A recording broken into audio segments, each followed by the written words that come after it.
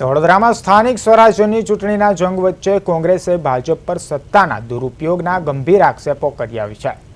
કોંગ્રેસે પ્રભારી બિમલ શાહ અને શહેર પ્રમુખ ઋત્વિક જોશીએ પત્રકાર પરિષદ યોજી હતી, જેમાં ભાજપ હાર ભાળી ગઈ હોવાથી અધિકારીઓને ચેમ્બરમાં બેસીને કોંગ્રેસના ઉમેદવારો પર ફોર્મ પરત ખેંચવા માટે દબાણ કરવામાં આવી રહ્યું છે તેવું કહેવામાં આવ્યું હતું। વોર્ડ 11ના કનુભાઈ પ્રજાપતિ અને વોર્ડ 1ના ભૂમિ પ્રજાપતિ પાસે દબાણ હેઠળ ફોર્મ પરત ખેંચાવાયા હોવાનું જણાવી પક્ષ વિરોધી પ્રવૃત્તિ બદલ હરીશ પટેલ સહિત ત્રણેયને 6 વર્ષ માટે સસ્પેન્ડ કરાયા છે।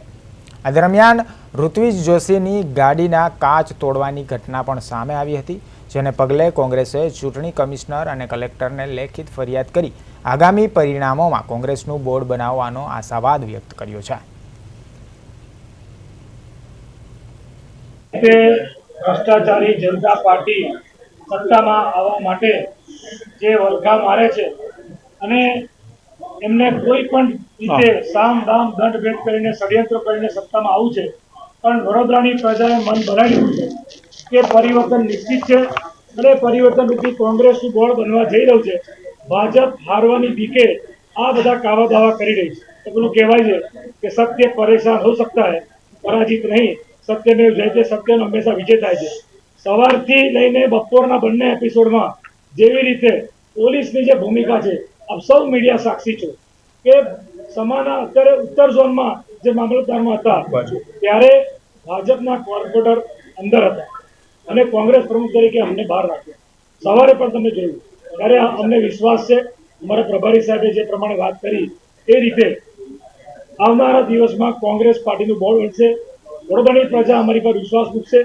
ભાજપના પોતાના સર્વેમાં એવું આવ્યું છે કે ભાજપની ખુરશી ખતરામાં છે, ભાજપ હારી રહી છે, માટે આવા કાવા દાવા કરીને પ્રજા લોકશાહીમાં સર્વોપરી હોય છે। જનતા ભાજપના જેટલા લોકો એમની જોડે આવ્યા હતા એ બધા લોકોએ અમારા કાર્યકર્તાને ધક્કાધુક્કી કર્યા। તમે જોયું હશે કે ઋત્વિજ એમને બોલાવવા માટે દોડ્યો તો પાછળથી કોઈ પથ્થર મારીને એમની ગાડીની કાચ તોડી નાખ્યા।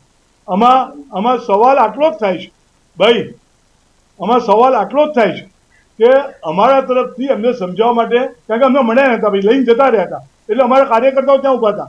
આ ભૂમિબેન માટે હોય કે ભાઈ કનુભી માટે હોય, અમારા કાર્યકર્તા એમને સમજાવવા માટે કે ભાઈ તમે ચિંતા ના કરો, અમે બધા તમારી સાથે છે, એનું મોરલ બુસ્ટઅપ માટે અમે લોકો ઉભા હતા।